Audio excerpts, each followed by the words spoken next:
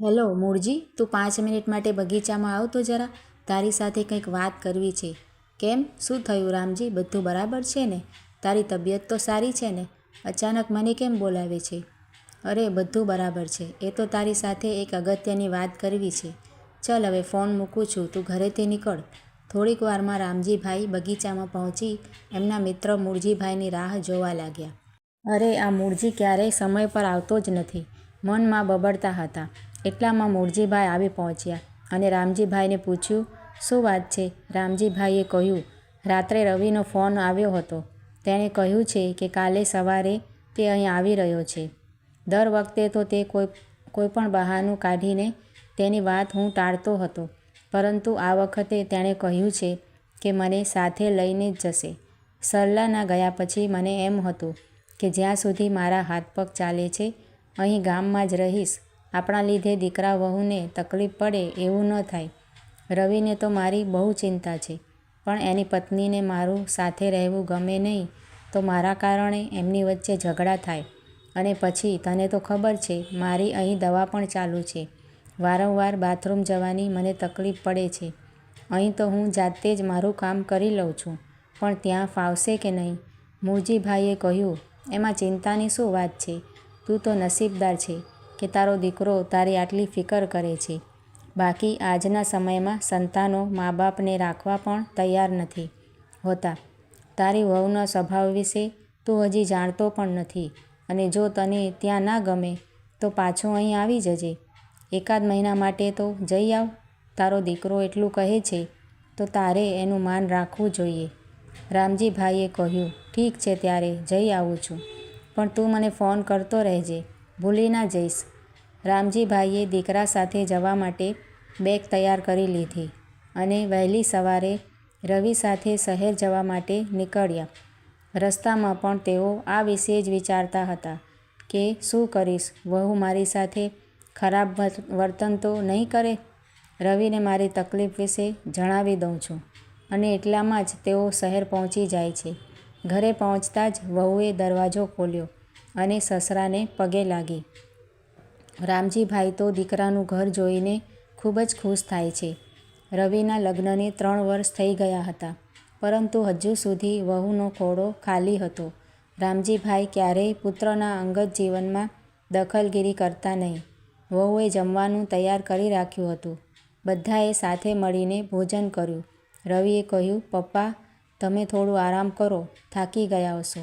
હું ઓફિસે થોડું કામ પતાવીને આવું છું. રાત્રે જમવાનું તૈયાર થતાં વહુએ રામજીભાઈને ભોજન કરવા માટે બોલાવ્યા. રવિને ન જોતાં રામજીભાઈએ વહુને પૂછ્યું, કેમ રવિ દેખાતો નથી? ઓફિસેથી હજુ નથી આવ્યો? વહુએ કહ્યું, રવિનો ફોન હમણાં જ આવ્યો હતો. તેને ઓફિસના કોઈ કામ માટે 1 અઠવાડિયા સુધી બહાર ગામ જવાનું થયું છે. રામજીભાઈ તો ચિંતામાં આવી ગયા. ભોજન કરી એમના રૂમમાં જઈને આડા પડ્યા, પરંતુ આખી રાત તેઓ બરાબર ઊંઘી શક્યા નહીં.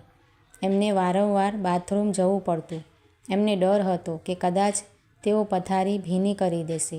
છેલ્લા કેટલાક દિવસોથી તેમને આ સમસ્યા હતી. હવે તે ગામમાં હતા ત્યારે સફાઈ જાતે જ કરતા હતા. તેથી જ તે વિચારતા હતા કે જ્યાં સુધી મારા હાથ પગ કાર્યરત છે ત્યાં સુધી હું ગામમાં જ રહીશ. પરંતુ અહીં રવિને તેના પિતાની ખૂબ જ ચિંતા હતી અને તે તેમને કોઈપણ રીતે શહેરમાં લઈ આવવા માંગતો હતો. આજે પણ રામજીભાઈ જાગતા હતા અને વારંવાર બાથરૂમ તરફ જતા હતા, પણ સવાર પડતાં ક્યારે એમને ઊંઘ આવી ગઈ તેની ખબર જ ના પડી.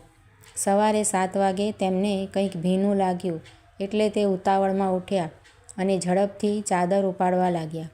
એટલામાં જ વહુ રૂમમાં આવી અને તેણે ગુસ્સાથી બૂમ પાડી, રઘુ, તે પપ્પાનો રૂમ સાફ નથી કર્યો? મેં તને કેટલી વાર કહ્યું છે કે દરેક રૂમમાં મીઠું નાખીને પોતું કરવું અને સારી રીતે સાફ કરવું. રઘુ ગભરાઈને રૂમમાં આવ્યો. રામજીભાઈ ગડગડા થઈ ગયા અને બોલ્યા, વહુ, આમાં એનો વાંક નથી. વાસ્તવમાં મારી ભૂલ છે. માફ કરજો. હું આ ચાદર સાફ કરી નાખીશ. બોલતાં બોલતાં તેમની આંખમાંથી આંસુ વહેવા લાગ્યા. અર્ચનાને પળવારમાં આખો મામલો સમજાઈ ગયું અને તેણે કહ્યું, મને લાગ્યું કે રઘુ બરાબર સાફ નથી કરતો, એટલે મેં તેને બોલાવ્યો. પપ્પા, તમારે ગભરાવાની કંઈ જરૂર નથી. રઘુ બધું ધોઈ નાખશે. આપણે તેને કામ કરવા માટે જ રાખ્યો છે. પછી અર્ચનાએ કહ્યું, રવિ ઘરે નથી તો શું થયું? તમારી સંભાળ રાખવાની જવાબદારી મારી નથી? તમારી જગ્યાએ મારા પપ્પા હોત તો શું હું એમની સંભાળ ન રાખત? પહેલાં તમે સ્નાન કરો, પછી આરામથી આવો અને હોલમાં બેસો. હું રૂમ સાફ કરાવી દઈશ. આટલું કહીને તે રસોડામાં જઈને નાસ્તો તૈયાર કરવા લાગી અને થોડીક જ વારમાં સસરા માટે ગરમા ગરમ સેન્ડવિચ અને કોફી લઈને આવી. તે રામજીભાઈ સાથે સામાન્ય રીતે વર્તી રહી હતી, જેથી તેમને જરાય ખરાબ ન લાગે. નાસ્તો કર્યા પછી તેણે કહ્યું, પપ્પા, ચાલો આપણે ડૉક્ટર પાસે જઈ આવીએ. રામજીભાઈ ગભરાઈને બોલ્યા, કેમ વહુ? તારી તબિયત સારી તો છે ને? અર્ચનાએ હળવું સ્મિત કર્યું અને કહેવા લાગી, ના પપ્પાજી, તમને જે પણ તકલીફ છે તેના માટે ડૉક્ટરને બતાવીએ. દવા લેવાથી તમારી સમસ્યા ઠીક થઈ જશે. આમાં છુપાવવા જેવું કંઈ નથી. આ સમસ્યા સામાન્ય છે. ઉંમર થતાં આવું તો ચાલ્યા કરે. તમારે હિંમત રાખવી પડશે. જેમ તાવ કે શરદી થાય તો આપણે ડૉક્ટર પાસે જઈએ, ખરું ને? જો શરીરમાં કોઈ તકલીફ હોય તો ડૉક્ટર પાસે જવું પડે અને રવિને પાછા ફરતા હજુ થોડા દિવસો લાગશે. ત્યાં સુધી તમે આમ જ ચિંતા કરતા રહેશો. આવી રીતે કોઈપણ સમસ્યાને વધારવી એ સારી વાત નથી. વહુના સમજાવવાથી રામજીભાઈ ડૉક્ટર પાસે જવા માટે રાજી થઈ ગયા. ડૉક્ટરને મળ્યા બાદ તેમની ફાઇલ તૈયાર થઈ. હવે તેમને ડૉક્ટરની કેબિનમાં જવાનું હતું. એટલે અર્ચનાએ કહ્યું, પપ્પા, તમે જાઓ અને તમારી સમસ્યા જણાવો. જો તમને મારી જરૂર હોય તો હું પણ આવીશ. ડૉક્ટર પાસે ગયા પછી રામજીભાઈ હળવાશ અનુભવી રહ્યા હતા. વહુએ દવાઓ લીધી અને ઘરે પાછા આવીને તેમને ફળોનો રસ આપ્યો. રામજીભાઈ તો ભાવુક થઈ ગયા અને વહુને આશીર્વાદ આપવા લાગ્યા. અર્ચના પણ ભીની આંખે તેમને જોવા લાગી. તેને આજે એના પપ્પાની યાદ આવી ગઈ. આટલા સમય સુધી રામજીભાઈ તેમના પુત્ર અને વહુ પાસે આવતા અચકાતા હતા, કારણ કે તેઓ જાણતા ન હતા કે વહુ તેમની સાથે રહી શકશે કે નહીં. પણ આજે રવિની ગેરહાજરીમાં તેણે એક દીકરીની જેમ તેમનું ધ્યાન રાખ્યું હતું. પપ્પાજી, હવે તમે અમારી સાથે જ રહો. મને ઘરમાં એકલું સારું નથી લાગતું. જો તમે અમારી સાથે રહેશો તો અમને પણ સારું લાગશે. અને તમે પણ ગામમાં એકલા રહો છો તો અમને ચિંતા થાય છે કે તમે એકલા કેવી રીતે પોતાને સંભાળશો. આજે રામજીભાઈ ખૂબ જ ખુશ હતા. કોઈ પણ ચિંતા વગર તેમણે બપોરે ભોજન કર્યું. જ્યારથી તેઓ અહીં આવ્યા હતા તેમને મનમાં એક ડર હતો કે કોઈ તેમની સમસ્યા વિશે જાણશે તો કેવું લાગશે. ડૉક્ટર પાસે જવાથી એમનું મનોબળ ઘણું વધી ગયું હતું. તેમણે દવા લેવાનું શરૂ કર્યું.